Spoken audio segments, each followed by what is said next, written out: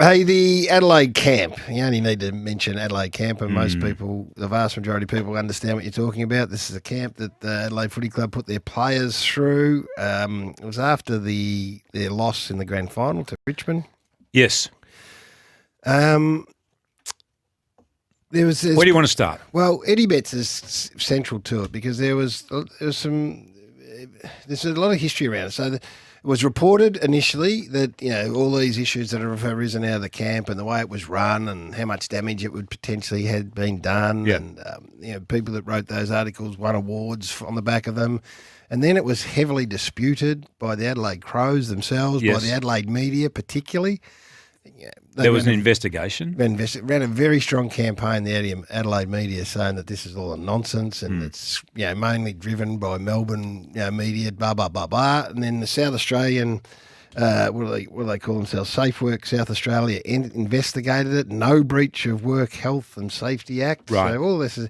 Now Eddie Betts has written an autobiography, The Boy from Boomerang Crescent, and from his point of view, it puts paid to a lot of the stuff that we've heard. So... Well... It provides detail and context, doesn't it? From his perspective, yeah. And he can only talk from his own experiences. So he says, amongst other things, some excerpts have been released. He felt like a piece of him was being brainwashed. He was verbally abused. Things were yelled at him that were privately disclosed to counsellors. He says another dude jumped on my back, physically jumped on his back and started to berate him about his mother, something so deeply personal that I was absolutely shattered to hear it come out of his mouth. He felt shame, humiliation and anger. One stage they were told that their attitude of running through the banner wasn't strong enough, so they had to practice running through the banner. These are the lengths that it went to. Now, when you read those words from Eddie, there is no debate about how it impacted on him. He talks about the Indigenous players. Right. The cultural differences. The sensitivities that weren't adhered to. So that's Eddie, right? And then there's a whole lot more to it. And then, that's unequivocal, right? You can't argue with any of that. And then you read this from Taylor Walker. The camp that we went on as a footy club, personally, I found one of the most beneficial and rewarding camps I've ever been on as an individual. I encourage any of my mates, family members to do the same. Our footy club, like most other AFL clubs, are trying to get an edge over. Rory Sloane, I can speak about what I got out of it personally. Absolutely. I absolutely 100% came back from that camp feeling like a better husband, a better son, and a much better teammate than when I was before. For me, the experience was unbelievable. Mm. Now that's vexed.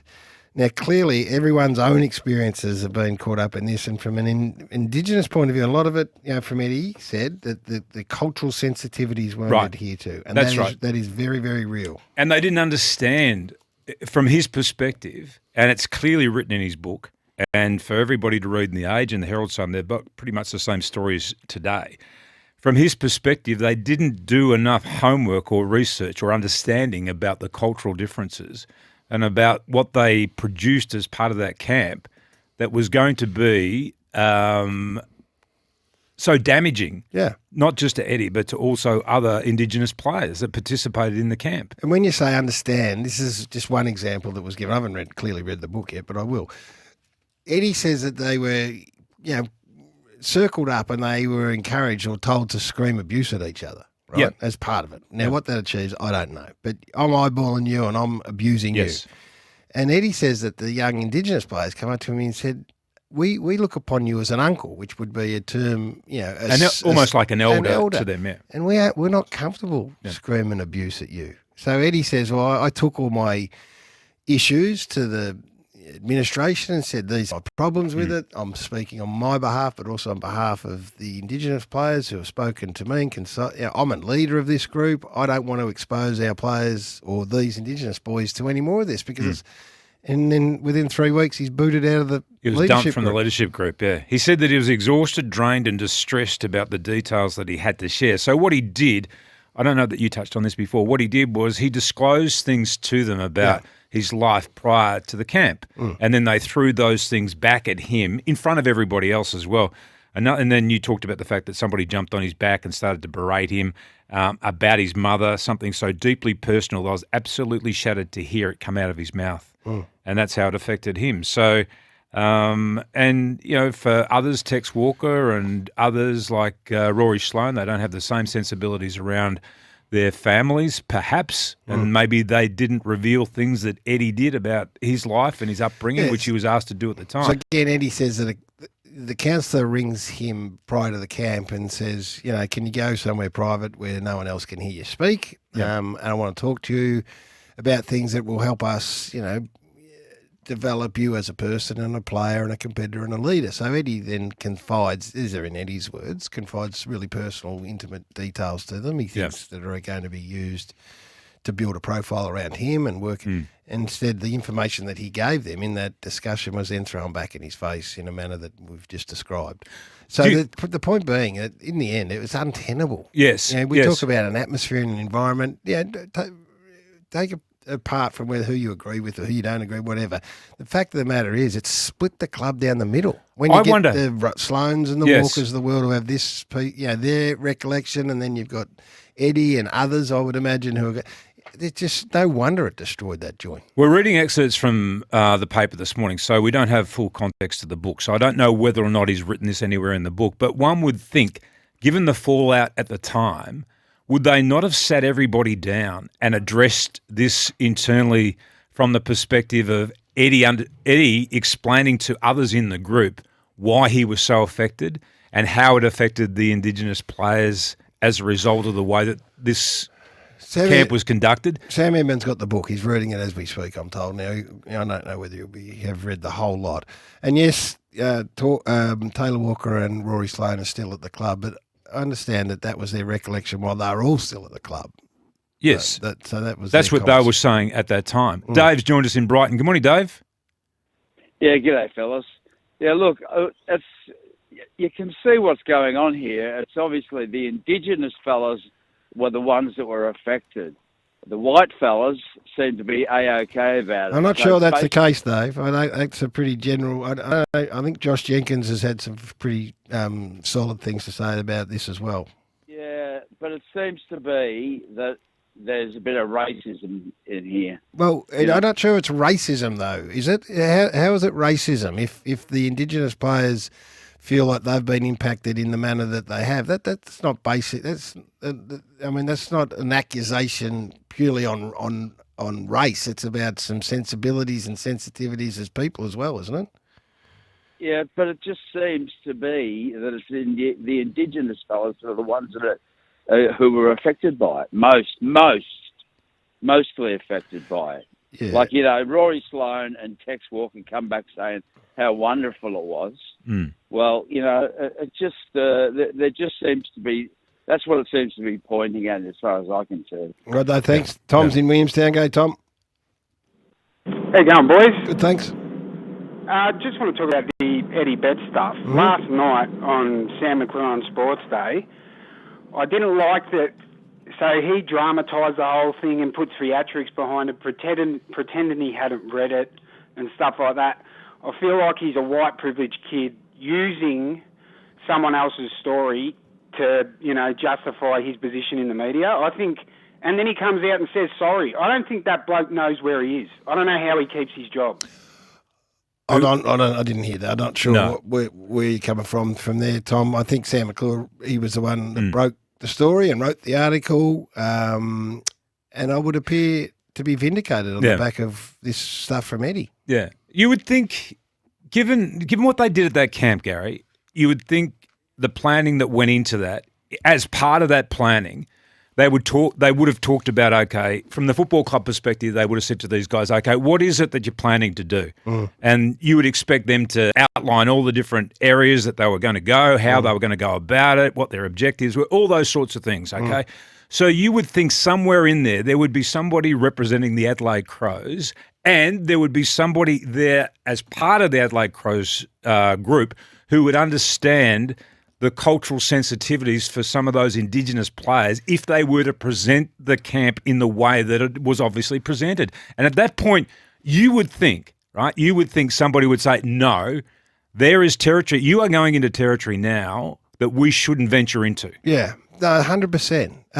And there would be some cultural sensitivity. There would be other players when look, again, I'm just reading the excerpts. I haven't read the whole book. But if you are told, listen, whether you're black or white or otherwise, that here these camp people want to speak to you, and they say to step aside from everyone else and privately, and we want you to have a conversation where you are open and vulnerable. This is not black or white. This is about my own life as if it was me. And I do. And I go, okay, in terms of building me as a better player and a leader, I'll share and I'll give you these, really sensitive things that to me are important. And then to have that thrown back in my face, that's not cultural for me. Now, how it affects me and someone else might be different based on culture, but that's a betrayal for me. That's right. That's right. And then this too, the camp ended appropriating a First Nations people's ritual of talking stick and attempting to apply to all of us, even the non-Indigenous players and coaches. In my view, the talking stick was used incorrectly, and I was not aware that any elder had given permission for it to be used either. There are all sorts of weird things that were disrespectful to many cultures, but particularly and extremely disrespectful to my culture. Yeah. The bottom line is, we on the basis of this and what we hear now and what Eddie is speaking, then I'm not surprised that it ripped the joint apart. No, I'm not either. Or the way that it was handled post the camp too. I mean, there was a way that you could have repaired it at that point of time. Yeah. Had you understood the intricacies of what it was that Eddie and others were so aggrieved by. Yeah, and then rightly or wrongly, so then you've got a section of a football club saying, "Oh no, I thought this," and I'm not just putting this at the feet of Walker and Sloan. There may be others in the same boat. Got so much out of this, it was good, for me. And then on the other hand, you got right at the other end of the scale is that it ripped me apart, and it ripped my relationship apart, and affected. No wonder then, from a footy club point of view, and trying to stay together and on the same page, it ended up where it was. No, I've had my nose in the Boy from Boomerang Crescent, so Eddie Betts' book, which you've spoken about today. The source of so much conjecture around the camp and what the book was going to promise and deliver, and was it going to land heavily, all the things we've spoken about.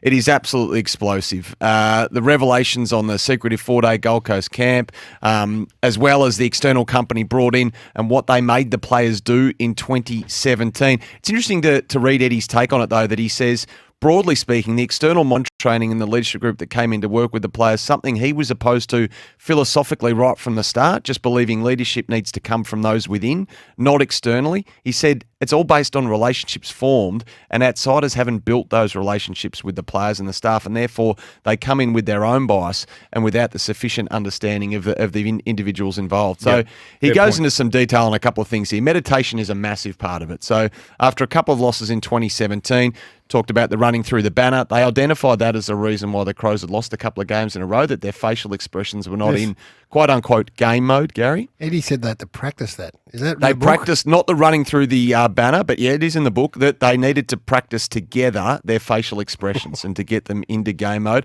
Another part was forming a circle, making eye contact with each other and yelling F you as they thrust their groins at each other. Now, this is all about, Eddie was told, increasing masculinity. So, but he said he just had this overwhelming urge to protect his younger teammates, to hurl abuse at them. Another activity they were asked to do, taken from sumo wrestling culture, Gary. So form a circle, hands in front of each other's crotches. Now, Eddie said they never went the full cupping like the sumo wrestlers do, but that it had the absolute potential for disaster. Hang on. Yes. Why did I think you're going to pull him up on this point?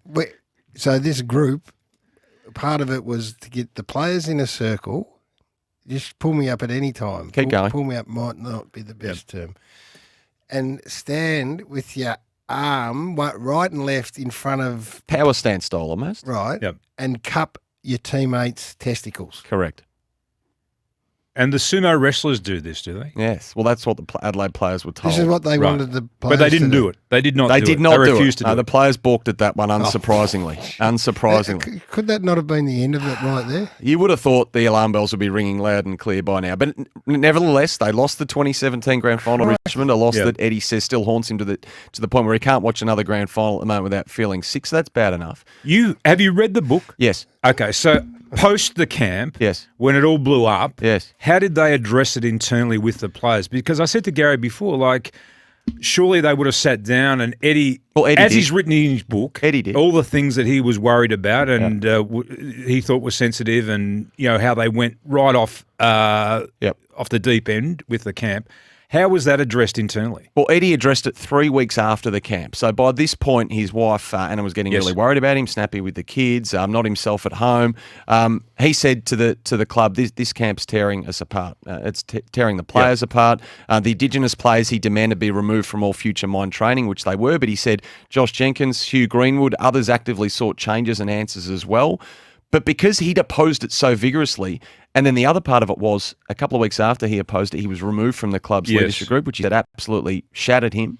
And he said when all the leaks started in the media and all the suspicion centred on him, something he vehemently denies, by the way, being the source of those leaks, that his career and his life and his future at Adelaide was forever broken. So rather than address the problems and his concerns, they went in a different direction altogether and effectively dismissed him and then put him on the outside. Well, it would appear that way, Tim. Yeah. If as has been described, if they then withdraw him from the leadership group within 3 weeks, did you say? A couple of weeks after, Then that would suggest that's and they've the just case. labelled him as a troublemaker, effectively, within inside the group. And just some more on that Gold Coast camp, Gary. So the Eddie's group, they're split up, right? They surrender their phones. Eddie's group, he says, we were escorted to a basement car park where a guy's jumped out from behind a pillar to scare the players. And this guy's dressed head to toe in Richmond strip. And in fact, he demands to be called It was Richmond. Trout, was it? That's his name, Richmond. You got to call me Richmond. He then taunted them about the grand final loss, criticised the players' leadership in that loss, fake guns, players blindfolded, put in a bus with newspapers blocking out the windows. And then perhaps the most disturbing, I think, element of the whole book is the initiation process, to get rid of each player's childish boy. And you talked about this, where players are put in the harness, they've got to fight their way to a knife to cut the rope off them. And now this rope is being held by teammates and staff members from the mental training group, Tim, and they pull them back from the knife every time, right? So this is where they're being abused by their own teammates with information that Eddie and others have shared with the counsellor in private in the lead-up. Right. So all the other players have been given access to that private information. Correct. Yeah. So Eddie shared stuff with a counsellor about his upbringing, his challenges, all that deeply personal and private stuff. And then that's been used against him to the point where it's completely broken him, traumatised him. He said, I've never been one for violence, but I elbowed the guy in the face that was holding me. And then I was made to repeat the cycle with my teammates. He says, I'll live with this shame for the rest of my life. I never want to be in that position again where I'm forced against my will to physically and mentally abuse someone I care about. Oh, it's an incredibly powerful read. It is bizarre. Tell you what, if they went for the cupping at the power stance at the grand final, that would have been a story. Yes, it would have been, Gary. Yes, it would have been. You're quite right. I can't get my head around any of that. I wonder why that wasn't the end of it. The credibility that right there and then is questioned to the point where someone should have said, righto, let's just stop right here. Just some really silly things. Like they weren't allowed to shower on the camp because they wanted them to smell manly. Well, that's okay. Everyone's. We've all done that. Just a stupid. Yeah, but we've all done those camps where it's and Eddie does mention sleep deprivation and all. He thought, here we go. We're in for another an army guy yelling at me. I'll go to bed at night. We'll get it done and life goes on. But he said that was far from the case, as it turns out. Well, I don't know where this is all going to lead to, but I know that Hutchie's standing out there taking notes at the moment, so I wouldn't be surprised if there wasn't some cupping introduced here. Some sort of SEN bonding session. No, don't even joke about it. So let's go through some of the key pieces of information that he has released in the book. And, I mean, all eyes were going to be focused on the camp because, I mean, it's been one of the biggest stories that we've ever seen in South Australian football. The club has denied, basically, that anything wrong went on with the camp.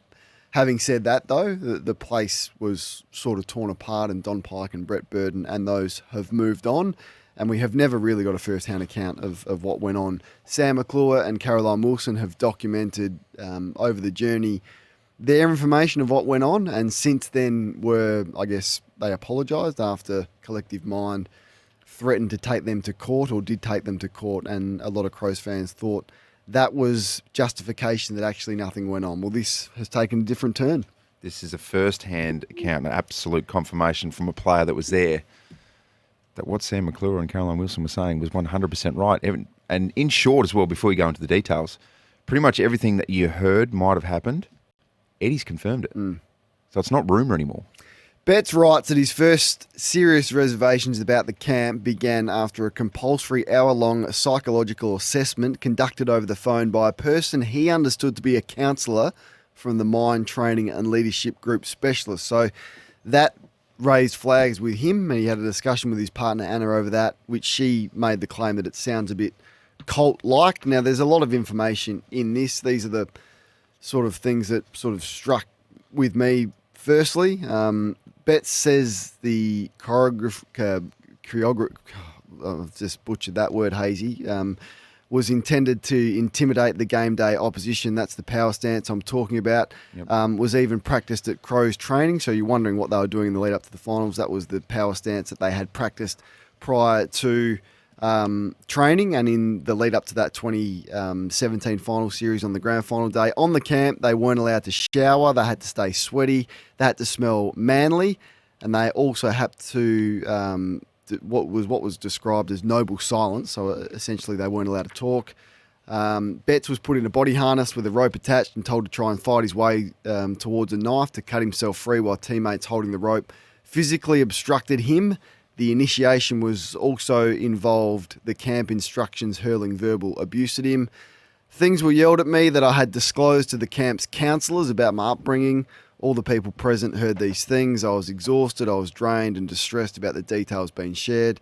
He went on to say, then we started an exercise that consisted of role-playing our responses to our partners after the camp. One of the responses suggested was, I feel like I was a better father and husband having come from this camp, which is interesting because we heard a lot of players, including Rory Sloane, the captain, that was their response when they were asked, did anything go on at the camp that perhaps shouldn't have? Rory and Taylor Walker and leaders of the footy club said that they felt like having gone from the camp, they were better husbands and fathers and children and all of that. Now, that was a rehearsed line that had been drilled into them before they left the camp. After the camp, Eddie Betts was upset about the cultural damage that he felt that he had done. He gathered the Indigenous players at the club. He decided to address it and talk about how the camp affected him. He sought permission to remove all the Aboriginal players from any interactions with the leadership specialist after the mind training exercises. And 3 weeks later, I guess this is one of the saddest parts for me, 3 weeks later after he did that, Betts was dropped from the squad's leadership group. He said personally he felt he'd lost the drive to play football, and to be honest, I'm not sure if I've ever had the same energy I did before the camp. So that's the biggest shame of it all, in that, in short, post-camp, Eddie Betts, as a footballer especially, but maybe as a person, hasn't been the same again. But, I mean, a lot of text coming through as well. For example, Mark from Perth, he said, the Crows camp, no doubt the media will inappropriately continue to fail to hold Don Pike as the senior coach accountable for what occurred. As a whole, though, this is, and I'm not saying that it was a good thing, but it was left field tactics, extreme left field tactics to try and get into the inner psyche of some of these players, ultimately take them to the next level. It sounds like from some players it worked, and for other players it absolutely did not work and it went the wrong way. If they had their time again, oh my gosh, they wouldn't have done it. But I just remember Don Pike's presser saying, look, we're trying to do this to get better, but it's failed miserably as a whole.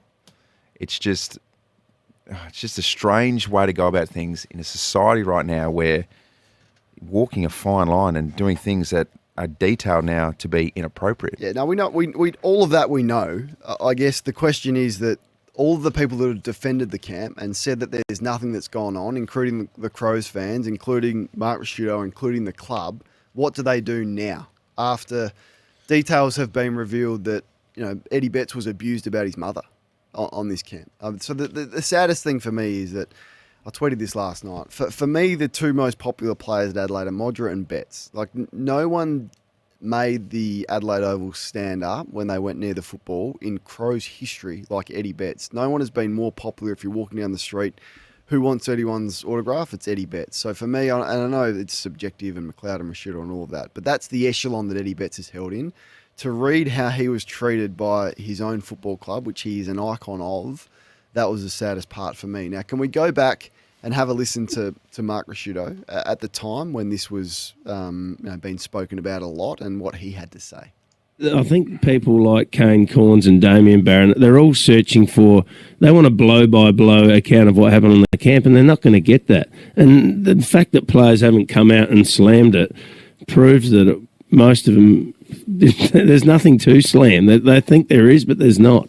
Well, there is. So now we wait for those that are still there, and there's not many left at the football club on what their response will be. The Adelaide media has smashed Sam McClure and Caroline Wilson. I mean, Stephen Rowe, David Pemberthy, my old man, have smashed them to the point of ridicule. And I think their stories are all justified, as well as, the Crows fans have done the same thing. I mean, go back and read a few of the tweets from Crows fans at the time when The Age did apologise to this. So how are they going to deal with that? Because, Roo, we now do have a blow-by-blow account, and it's pretty harrowing that your second or most popular player in the club's history was treated like an animal, really. That's how he was treated on this camp.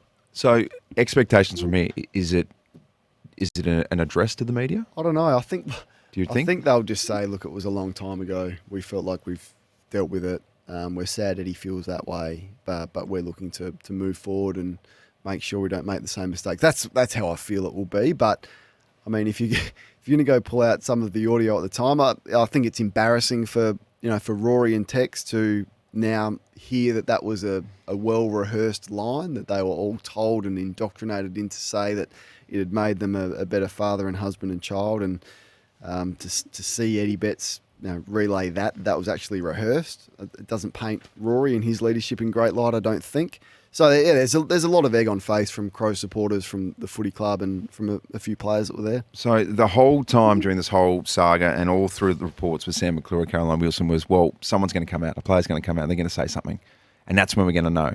So from now, and Crow supporters, what's the next step? What gives closure to this? Because all the reports have just made you ask more and more questions. And now for me is, well, what's going to be a response, and would there be a response from the Crows from this to give it some sort of closure? Because you can't talk about this forever. It was clearly a mistake, and if the Crows had their time again, they wouldn't have done it. But still, it's ongoing. It's a big issue right now. I'm not sure. I think the club will address it. As I said, they'll have to. I'm not sure where to from now. I mean, there was a lot of other players that went on the camp. Is there more books to come? Does this open the door for Eddie Betts has been the first one to speak about it? Is there going to be more players on the back of this that will speak about it as well and give their experience with it? But in the end, I think all it does is makes the reporting of the camp justified. And I think the journalists that tried to report on it were treated harshly by the Crows fans and the footy club. And now they're probably sitting back drinking a glass of wine going, I told you this camp wasn't all kosher. What did you think reading Eddie's piece last night? Look, first of all, you sit back, and what went to my mind is why teams have pre-season camps and what you get out of them. And I think the two main goals or they're designed to do is, I guess, team building, making sure teams walk away, understanding how to work better with one another, understanding that it's not always your way is the best way to deal with things, and you learn to listen and share and I guess achieve goals as a group. But the second one is to, I guess, physically and mentally push the players to that next level. So in games, when you really need to, you can push past that barrier that you didn't think you could because of the stuff that you went through in those pre-season camps. What they're not meant to do is, I guess, in Eddie's case, is use privileged information and personal information that he's given someone who he trusted at that football club. Like, so you go away in a camp, anything that you're asked to do from the club, open up, tell different stories. Players are willing to, because they think in their mind and in their heart that they're opening up themselves to people who they trust, because you've got to trust your football club. If you don't trust your football club, you shouldn't be there. And that's the whole thing about being a successful club, is the trust and the unity and as I said, going back to what camps are for. But when he opened up about his personal experiences, and then on these camps they use them against him,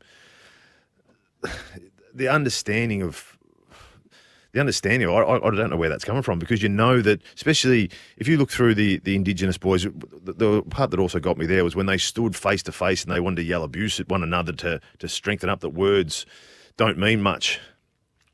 if you spend enough time with the Indigenous boys, they've been, from a young age, it's been built into them that you got to respect your elders.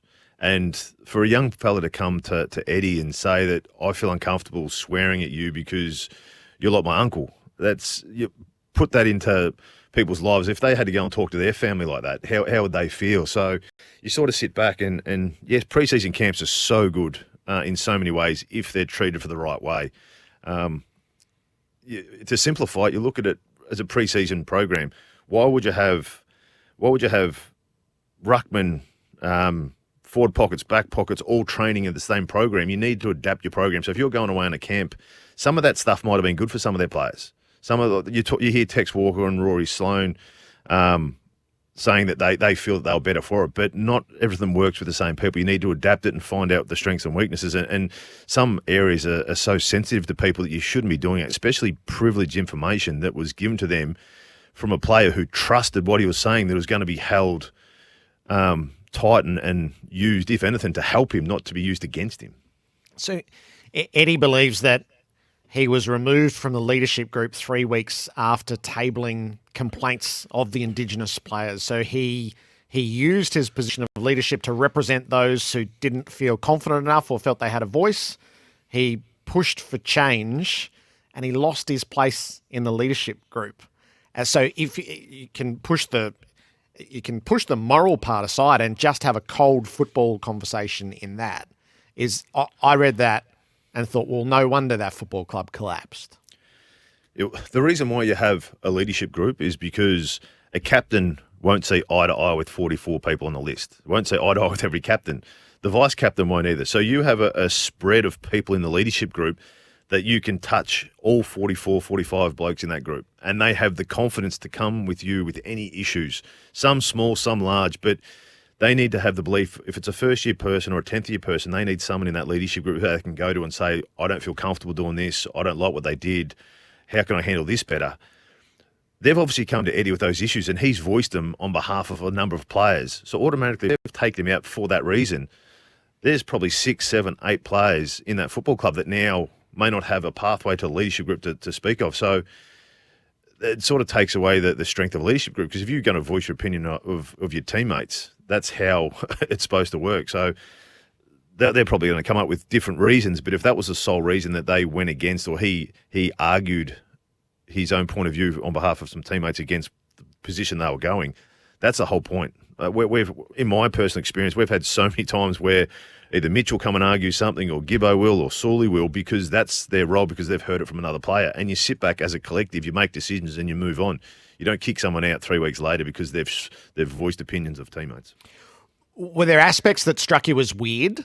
So from what you've said around pre-season camps, there can be the extreme physical challenges clearly play a role, and there's a method to that. Is there weirdness in here? Well, he raised. I'm only going off what Eddie raised, and he raised a point where someone jumped on his back and was yelling things about his mum, and I don't know, that could have come out in that private, confidential conversations that he had with the person prior to the camp. So, look, in these camps they do use random tasks to try and get the best out of people. But once again, if it goes back to them using information that they've been given in privacy, that does raise hairs on the back of your neck, and you can understand if that was the case with Eddie, why it still sticks in his mind. And I think Roo said that he hopefully he's moving on. Clearly, if he's written this book recently, he hasn't moved on. It still scars him to this day, the stuff that he went through in that camp. And it clearly played a role in diminishing his drive and enjoyment of the game. So that to me is that, to distill it, this is the impact that it had on one of the most loved players of our generation. Speaking of one of the most loved players, they spoke about the power stance. And this is me playing against Eddie for a number of years. If I'm standing in front of a big final or grand final and Eddie Betts is standing there with the power stance, a firm look on his face, real angry, sweat off his brow, I'm sitting there going, Eddie's scared. Eddie's nervous. This is not Eddie Betts. If I'm standing there looking at John O'Brien doing that, I'm thinking, oh no, I'm petrified here. If I'm looking across and I see Eddie Betts joking around, laughing, cracking, that cheeky little grin that everyone knows that he's got, I'm sitting there and I'm going, oh shit, Eddie's relaxed. Eddie's comfortable. we've got to be on today because he's ready to play. So we talk about football clubs having 44, 45 different people in the industry. It's not fit to the one person. Sometimes you use an energy being someone you're not. Let people relax and be themselves. That's how they normally play their best football. So it's not a one-fits-all for AFL clubs. And the last aspect I might ask you about is the idea of being schooled on what you should say to your partner, to your wife, to your family. Did you ever experience anything like that? Not on what you should say. It's obviously you got football clubs are very private areas and there's a lot of conversation. So there's certain things that you've got to hold internally because that's the trust between player to player, player to coach, and you don't go and relay information to people outside those walls at times when it's not relevant. But on what to say, how to say, and almost the brainwash into saying that I'm going to walk away a better husband, a better father. Never been told to talk in those terms. Privacy, yes, but not about how I should say things and what I should divulge to partners. No way. You couldn't imagine. I can't imagine you in real time being prepared to absorb any of that. It's so. I get the idea of a united cause and a sense of purpose and driving for something better. And maybe Bob used to tell me about you had to live the delusion, but every now and then, as a leader, surely there's a moment where you stand up and go, no, for whatever you think this is going to do, we can't be part of this. Yeah, and obviously being along the industry, you hear a little bit of hearsay from a lot of players that have left the club. Obviously, the players that are still there, they're saying that they feel better, and it'll be interesting to hear when they have left the club for 4 or 5 years and they're not aligned to that football club and the beliefs and the culture that they're trying to build. But you've heard a lot of things from past players where you sit back and go, surely someone should have stood up. And if you've got a younger player, a younger teammate who clearly is uncomfortable, that you got to step up and go and help them or say that that's enough. But as I said, there's so many people who've been in there with different opinions. It's only time once they leave the club and they start to open up and feel comfortable, that's when you start to hear really what happened. That is a heavy read. This is a player, at the end of the day, this is a player's first-hand insight into, well, I look at it as the detonation of a club, to be honest. Combined with everything else we know, other player accounts we've heard over the years, it's stunning how badly the Adelaide Football Club misread this situation. So chapter 17, The Boy from Boomerang Crescent, I've read this morning. It details the involvement of the mine training at Adelaide from halfway through 2017 it started, their run to the grand final, a successful year, and right through until 2018 in the pre-season camp that season. So from the farcical exercises of 2017, and they were, and we'll detail those, to a far more sinister involvement in the build-up to the 2018 season and the irreparable damage it caused. Now, a lot of that damage, Gerard, was generated by the players being duped into providing private and personal details of their lives that, to their horror, was then used against them on the infamous camp to break them. Now, Eddie was too trusting with this information, which he admits in his book, but he thought that detailing what he calls the cultural complexities that he'd experienced in his life would allow the camp facilitators to understand him better. And that was the guise that it was painted in, and then it turned out to be anything but. So the farcical, should we break it down? Because pretty much chapter 17 split into two. When the mine training started at Adelaide in 2017, there were a couple of losses, the videos are reviewed, and things as farcical as their facial expressions aren't in game mode, Gerard. So we need to rehearse our facial expressions, right, for running through the banner. Eddie does admit in the book that he looks back at all these now and has to almost laugh at how farcical they were. Forming a circle, making eye contact with each other and yelling F you as they thrust their groins at each other. About increasing masculinity it was, Gerard. Now, Betts remembers, but he had the urge to protect his younger teammates, not abuse them, especially his younger Indigenous teammates. Another activity they were asked to do, taken from sumo wrestling culture, form a circle with hands in front of each other's crotches. Eddie says they never went into the full cupping like the sumo wrestlers do, but that it had the potential for disaster. And then there's, of course, the mind training during sessions in the lead up to 2018, before the camp, Richmond theme song blaring over the speakers at Amy Park, all the things the players begrudgingly got along with, thinking this is a bit of a joke, but we're happy to go along with that. Then the pre-season camp. Now, rumours were circulating amongst the players, Eddie says, for several weeks. He sought some assurances. He had some concerns about what they were getting into. Other players did that as well. In the end, they went to the Gold Coast where they were divided up into groups. Eddie was in Group 1. Now, an initiation was to take place. But just before we get to the initiation, Eddie says in his book, the group I was led into the hotel's foyer where we surrendered our phones and then we were escorted in pairs down to a basement car park. Some dude waiting there was decked out head to toe in the Richmond stripes, called himself Richmond, and was employed to jump out from behind a wall and scare us before taunting us about the grand final loss. After that, 2 army guys with fake guns escorted us up a ramp and onto a bus with newspaper taped all over its windows. As each of us stepped onto the bus, we were blindfolded. So even at this stage, Eddie's thinking this just is another typical military-based camp.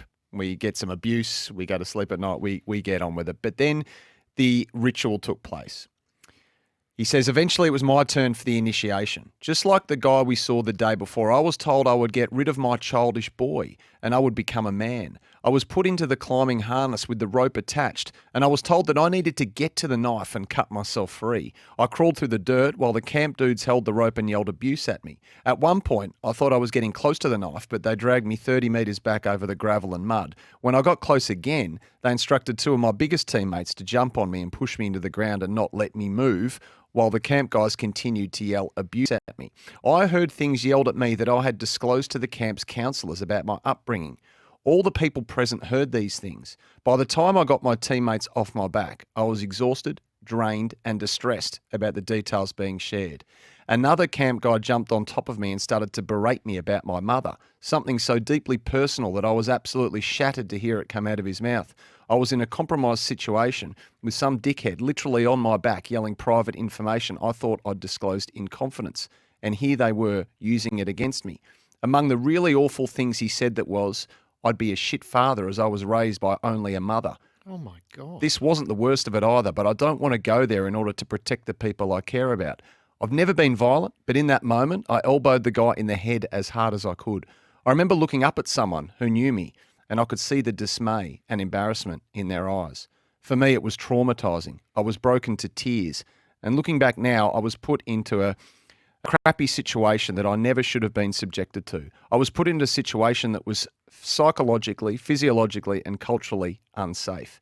This scenario was repeated for each and every one of the boys, and we were all recruited to provide the verbal abuse aimed at our teammates. I'll live with this shame for the rest of my life. I never want to be in that position again where I'm forced against my will to physically and mentally abuse those that I care about. That's just creepy.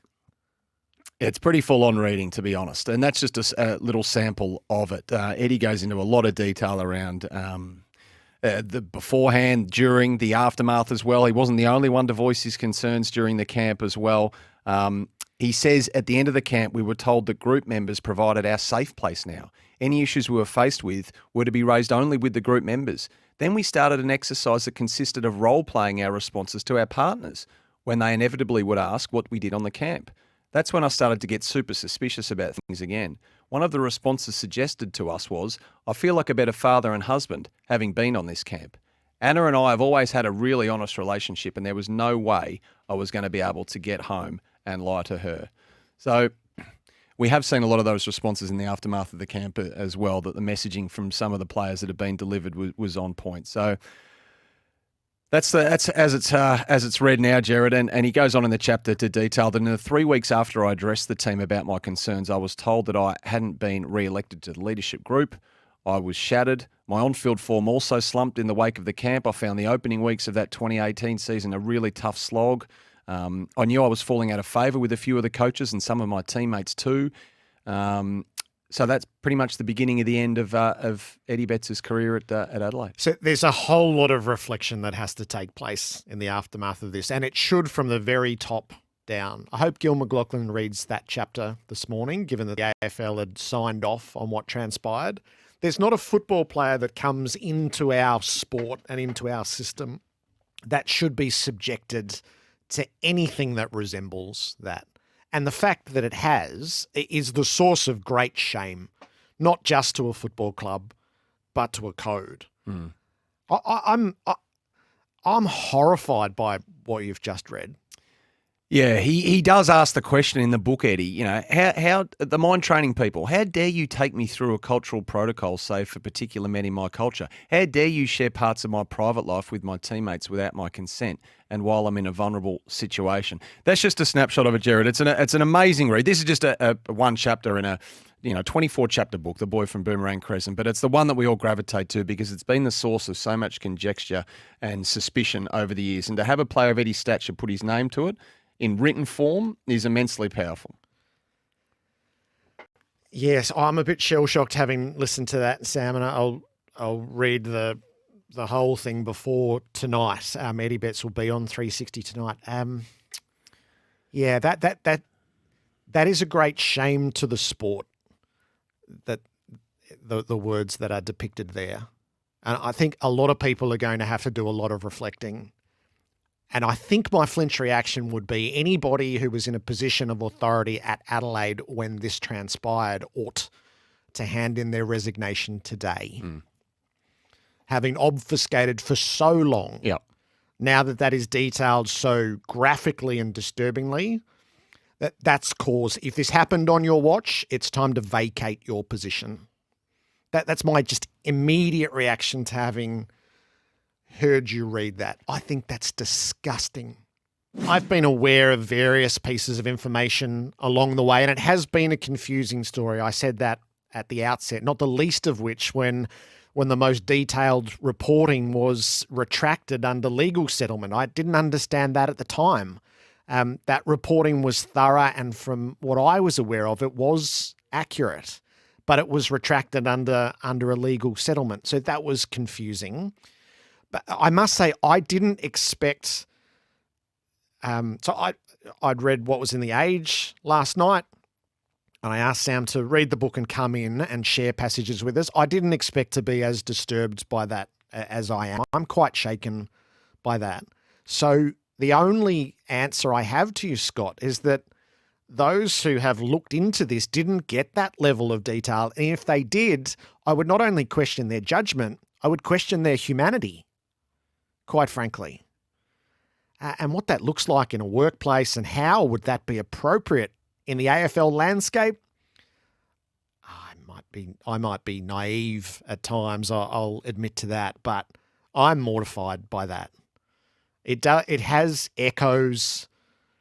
Oh, no, I won't say it. Scott, thank you for your callers. I think you and I share a sense of bewilderment.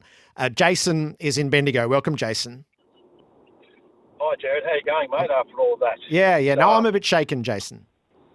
Mate, so am I. Look, I'm going to put my hand up, and I'm a bit embarrassed to say this, but when I heard about the camp originally and how they were traumatised, I suppose was a word, I thought, oh, harden up, come on, you blokes, it was a pre-season camp. How bad could it have been? To hear that recount this morning, it just shakes me to my core to think that an employer would have the nearsightedness to think that treating their employees like that would get the most out of them, would get them a level of loyalty and performance. Is just beguiling. The stupidity attached to that notion is incredible. But what really shocks me is that WorkSafe South Australia saw nothing in that. Now, I used to be a WorkSafe inspector in Victoria, and if I ever came across a workplace that treated their employers like that, there'd be all hell to pay. But to think that regulator charged with protecting employees in the workplace saw no case to answer, I'm astounded, mate. And there needs to be some sort of review into that and review into the person who conducted that investigation. Yes, is what level of interviewing was done? How raw was the information that was collected on which those judgments are made? And I would have the same questions to the AFL. So evidently their integrity unit looked into it. What did they find? Because they couldn't have found what we just had read to us, could they? You couldn't, because you couldn't possibly come to the conclusion that it was acceptable by modern standards, having heard what we just heard. And that is a first-hand account. So there's a couple of you who want to say you're taking Eddie's opinion as fact, as gospel. It's only one side of the story, possibly enhanced by time. This is Eddie's experience. He was there. He lived it. This is what happened to him. As far as I can tell from what Sam read, he is only sharing his view, his experience, and his emotional reaction to it. He's not speaking on behalf of everybody else. He's telling you what happened to him and the impact that it had.